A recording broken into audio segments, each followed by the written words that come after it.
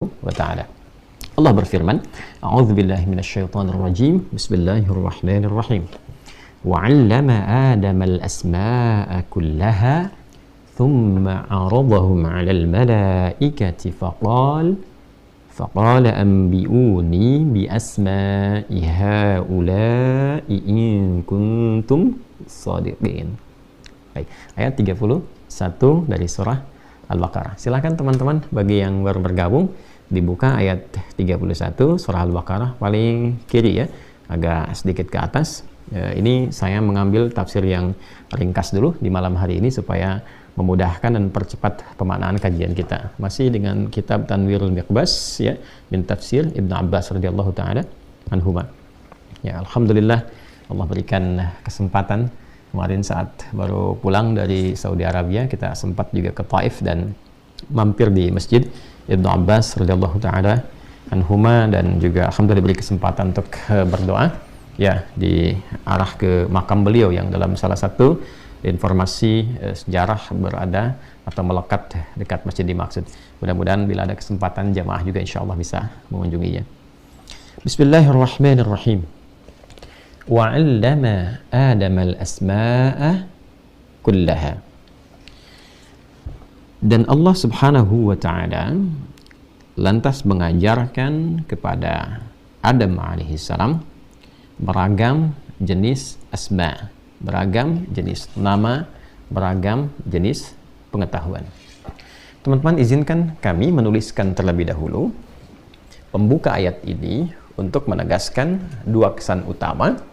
Yang pertama, menepis anggapan, kekhawatiran atau konfirmasi malaikat yang bertanya dan mengkhawatirkan bila terjadi hal-hal yang kontraproduktif yang dilakukan oleh manusia alih-alih menunaikan tugasnya dengan benar, ya, malah dia berpotensi merusak atau menumpahkan darah. Maka Allah Subhanahu wa taala kemudian menjawab itu semua dengan tegas sekaligus menepis kekhawatiran dimaksud, yang juga menyiratkan sebuah kesan bekal utama dalam menjalani kehidupan agar tidak terjebak kepada apa yang dikhawatirkan oleh malaikat itu.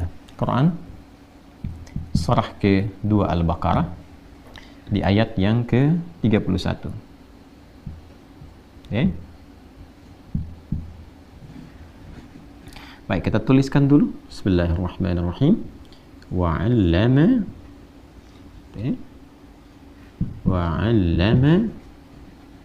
Adam al-asma'a kullaha. Ya, Adam al-asma'a kullaha. Baik, ini pembuka ayatnya. Wa 'allama, dan Allah mengajarkan. Baik, dan bentuk dari pengajaran ini kata kerja dasar yang diambil di sini menggunakan fi'il madhi. Baik ya, pelan-pelan ingin memberikan kesan satu taukid dalam bentuk penguat,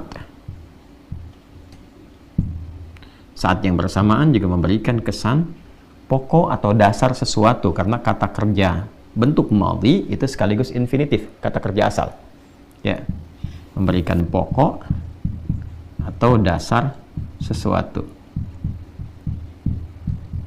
Jadi kalau Anda ingin memberikan satu penegasan pada informasi yang disampaikan dalam bentuk kata kerja, maka informasi itu bisa disampaikan dalam bentuk kata kerja dasar, disebut dengan fi'il madhi namanya. Maka kesan yang terambil itu memberikan kesan sebuah penguatan, disebut juga dengan taukid. Jika informasi yang disampaikan itu dalam bentuk semisal pengajaran, pemberitahuan, atau penekanan pada sesuatu, maka juga memberikan sebuah kesan dasar atau pokok dari sesuatu. Seakan memberikan kesan bahwa Allah Subhanahu wa ta'ala memberikan penekanan kuat untuk menepis dugaan-dugaan malaikat, sekaligus menekankan pada setiap manusia dari sejak manusia pertama ketika tercipta, kalau ingin sukses menjalani kehidupan di muka bumi itu ya, maka kembalilah kepada pengajaran-pengajaran yang Allah berikan ya sejak manusia pertama tercipta. Kembali pada petunjuk Allah, pelajari ilmu yang Allah telah berikan kepada kita semua, ya kan? Dasarkan pada segala sesuatu yang Allah tunjukkan kepada kita, dan itu sangat ditekankan Ya, berbeda dengan ketika kita menemukan nabi-nabi setelahnya yang diberikan pengajaran juga oleh Allah Subhanahu wa ta'ala. Maka seringkali bentuknya menjadi mudhari'. Ya, seringkali bentuknya menjadi apa? Mudhari'. Dari kata 'allama menjadi yu'allim. Ya, yu'allimu. Ya, kita percepat misalnya ke era Nabi Muhammad sallallahu alaihi wasallam ketika Allah Subhanahu wa ta'ala menetapkan beliau, memilih beliau sebagai rasul terakhir yang termulia, dan tentu konsekuensi dari menetapkan sebagai seorang rasul ini adalah mengajarkan berbagai macam jenis pengetahuan, mengajarkan cara memahami wahyu yang diberikan, ayat-ayat yang disampaikan, kan? Maka bentuknya menggunakan fi'il mudhari. Misal ketika Nabi Ismail dan Ibrahim alaihissalam mendoakan akan hadirnya risalah terakhir dari dekat Ka'bah al-Musyarrafah di kota Makkah al-Mukarramah, terabadikan di Quran surah kedua Al-Baqarah ayat 129, maka kata ini muncul. Ya, Rabbana wab'ath fihim rasulam minhum yatlu alaihim ayatika wa yu'allimuhumul kitab. Ini kan? Wal hikmah wa yuzakkihim innaka antal azizul hakim. Maka risalah-risalah yang disampaikan dalam bentuk pengajaran ini menggunakan bentuk apa? Mudhari'. Jadi Allah memberikan kepada Nabi Muhammad SAW setelah mengutus, ya, kemudian membacakan ayat-ayat kepada beliau melalui Jibril alaihissalam, ya, dan setelah itu diajarkan ayat-ayat itu kepada masyarakatnya, kepada umatnya melalui doa Nabi Ibrahim dan Nabi Ismail alaihissalam. Dari kata 'allama prakteknya menjadi apa? Yu'allimu. Demikian dijawab di Al-Baqarah ayat 151. Kama arsalna fikum rasulam minkum yatslu alaikum ayatina wa yuzakkikum wa yu'allimukumul kitab. Jadi menarik ya, ketika diberikan penegasan dengan menggunakan kata 'allama dari sejak era Adam alaihissalam, hasil dari pendidikan yang Allah berikan ini diajarkan kepada juga generasi selanjutnya yang diteruskan kepada umatnya sehingga berkelanjutan sampai kehidupan berakhir. Kesan apa yang bisa ditangkap di sini, teman-teman sekalian? Yang pertama, ya, kita catat baik-baik dulu, bahwa petunjuk Allah ini saat sejak diturunkan berupa pedoman berkehidupan yang disebut dengan hudan. Ingat, saya sering katakan saat Adam diturunkan itu bersamaan dengan turunnya Adam alaihissalam ada petunjuk berkehidupan disebut dengan hudan. Baca Quran surah kedua Al-Baqarah ayat 38. Insya Allah kita akan sampai ke dalamnya. Qul nahbitu minha jami'a fa imma ya'tiyannakum minni hudan. Kan? Turunlah Adam dan Hawa, tugas kalian dimulai sekarang di muka bumi setelah diberikan pendidikan, ya, di surga sementara itu sampai kemudian diperkenalkan. Ini tugasnya, ya, perintahnya begini, ini larangan yang harus dijauhi, ini musuhnya, ya, iblis dan pasukan-pasukannya berupa setan. Ketika turun, misi yang dibawa sebagai khalifah seperti yang telah dijelaskan tadi, petunjuknya adalah hudan. Kalau ini diikuti dengan baik, fala khaufun 'alaihim wa lahum yahzanun. Maka semua jalan kehidupan, misi yang ditempuh di bumi itu akan dijalani dengan penuh ketenangan, kedamaian, dan membahagiakan. Nah, ini, hudan ini berkelanjutan terus. Ya, sampai risalah Nabi terakhir untuk umat terakhir, yaitu Nabi Muhammad sallallahu alaihi wasallam. Ya, saat beliau diutus pun ditetapkan sebagai Nabi, sebagai Rasul, bersamaan dengan turunnya ketetapan risalah itu dari Allah Subhanahu wa ta'ala, maka diberikan pula hudan. Ya. Dan tentu namanya akan dibedakan sehingga memberikan sebuah penekanan perbedaan dari generasi-generasi sebelumnya. Di masa Nabi Musa namanya Taurah, masa Nabi Isa ya alaihi wassalam ke atas yaitu disebut dengan Injil, masa Nabi Daud sebelumnya alaihi salam disebut dengan Zabur, maka di era Nabi Muhammad SAW sampai umat terakhir, sampai kehidupan berakhir disebut dengan Al-Quran. Dan Al-Quran ini adalah hudan. Kan? Ini Quran surah kedua Al-Baqarah di ayat ke-185. Syahrul Ramadan alladzi unzila fihil Quran hudan linnas. Nah, isi Al-Quran ini, isi semua pedoman yang mengiringi misi para rasul untuk mengajarkan kepada umatnya bagaimana menata kehidupan di muka bumi ini sebagai khalifah yang benar. Ini cara menyiapkan generasi, kan? Ini cara engkau menjalani kegiatan supaya bermanfaat. Ini cara menyusun capaian-capaian supaya mendapatkan capaian tertinggi dan sukses membahagiakan. Maka semua terkumpul di sini. Nah, di antara semua petunjuk-petunjuk yang ada di sini itu, maka penyertaannya disertakan dengan ini, ilmu. Nih. Dari sejak Allah mengajarkan kepada Adam, kemudian dikumpulkan, dikodifikasikan semua pengetahuan ini dalam bentuk petunjuk berkehidupan, dan kemudian diteruskan sampai ke era Rasul terakhir, yaitu Nabi Muhammad SAW, dalam bentuk apa? Al-Quran. Jadi Al-Quran bukan sekedar firman yang kemudian kita baca, ya, belajar tajwid, dibaca dengan benar, gitu kan? Dapat pahala dengan berinteraksi itu, dapat pahala. Tapi bukan sekedar pahala dari bacaan yang kita perlukan. Yang kita perlukan juga peta kehidupan, bagaimana menjalani kehidupan ini.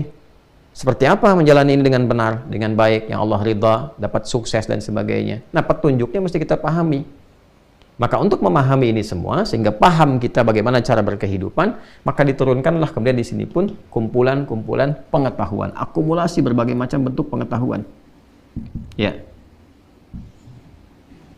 Nah, semua para nabi mendapatkan fitrahnya, mendapatkan fitrah kenabiannya langsung dari Allah, diajarkan langsung. Seperti Adam diajarkan, Nabi Muhammad pun diajarkan.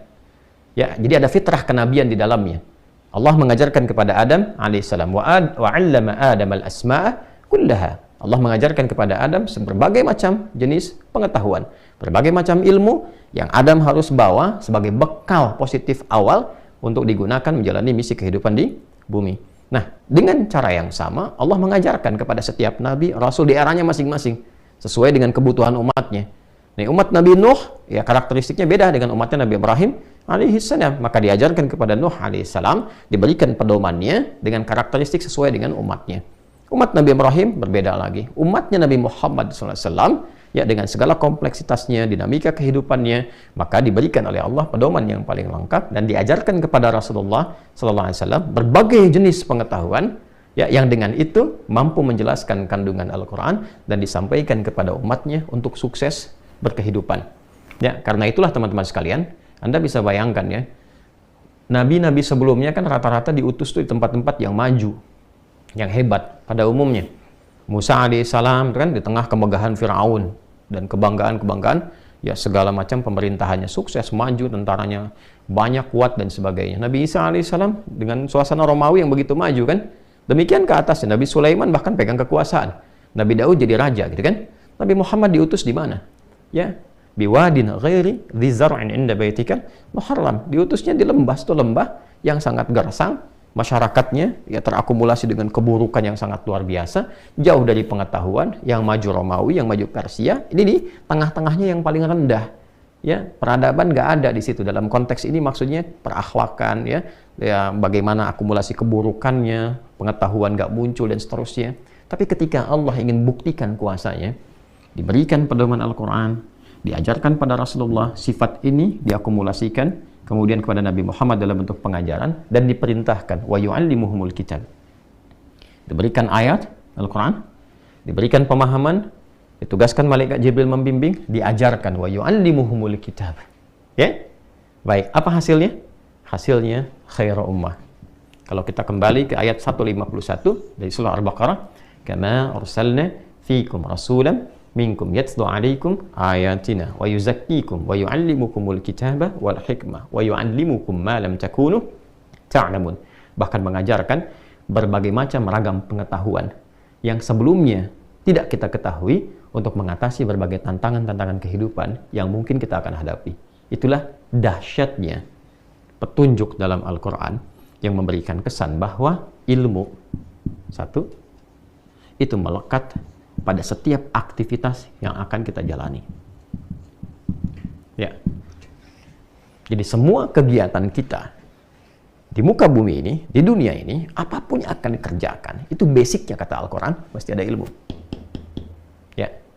Dan semua ragam pengetahuan yang dibutuhkan untuk menjalani kehidupan di muka bumi ini sudah Allah berikan, bahkan ditunjukkan pada manusia pertama yang tercipta. Wa 'allama Adamal asma'. Dan Allah telah mengajarkan kepada Adam, aku tegaskan ya, di bentuk penguat. Aku telah ajarkan kepada Adam berbagai macam pokok, dasar-dasar pengetahuan yang semuanya dibutuhkan dalam menjalani kehidupan di muka bumi itu sebagai khalifah. Kullaha, semua ragamnya. Bahkan kalau kita ngaji banyak tafsir itu, Ya, nanti kita akan temukan bahasa tentang pengolah lahan, bagaimana mengolah di perkebunan, pertanian, berinteraksi dengan bahasa, menyesuaikan dengan lingkungan, bahkan mengenal hewan-hewan dan sebagainya. Itu semua dijelaskan. Nanti ragam tafsir kita akan temukan, ya, apa yang dimaksudkan. Secara singkat, Allah ingin memberikan kesan bahwa, hei malaikat, ya, kekhawatiran-kekhawatiran yang hadir saat engkau pertanyakan itu akan gugur ketika semua manusia yang bertugas sebagai khalifah itu menjalani kehidupan di bumi, dia memaksimalkan semua potensi pengetahuan yang Allah berikan kepadanya untuk menjalani tugasnya. Semuanya. Ya. Pun demikian, Allah berikan pesan kepada kita semua. Kalau ingin mengerjakan apapun di bumi, ingin sukses, ingin bahagia, ingin bagus, ingin kuat, maka basicnya ini. Maka turunlah Quran surah ke-17 ayat 36 untuk menegaskan, wala taqfu ma laysa laka bihi ilmun innas sam'a wal basara wal fuada kullu ulaika kana anhu mas'ula. Maka hendaklah engkau mengerjakan segala hal dengan basic pengetahuan. Jangan mengikuti asal ikut-ikutan atau mengerjakan sesuatu yang engkau nggak punya basic pengetahuannya. Sungguh semua dasar ragam potensi pengetahuan, sumber-sumbernya, semua sumbernya, baik pendengaran, ini sumber pengetahuan. Kita dengar sesuatu, masuk data, diolah jadi informasi, keluar jadi tindakan. Kemudian juga penglihatan dan juga akal. Itu adalah bagian sumber yang mengkonstruksikan segala informasi jadi pengetahuan. Itu akan dipertanggungjawabkan di hadapan Allah Subhanahu wa taala untuk menunjukkan benar atau tidaknya aktivitas dan tindakan kita. Pertanyaan terbesarnya, aktivitas apa saja yang akan dijalani oleh kita selama berkehidupan di muka bumi yang membutuhkan pengetahuan itu, dan bagaimana mengkonstruksikan pengetahuan dengan aktivitas itu sehingga mampu menjalani misi kita dan kegiatan-kegiatan kita secara benar seperti apa yang Allah tunjukkan kepada kita semua dan Nabi contohkan serta buktikan di eranya yang berkelanjutan sampai kehidupan berakhir.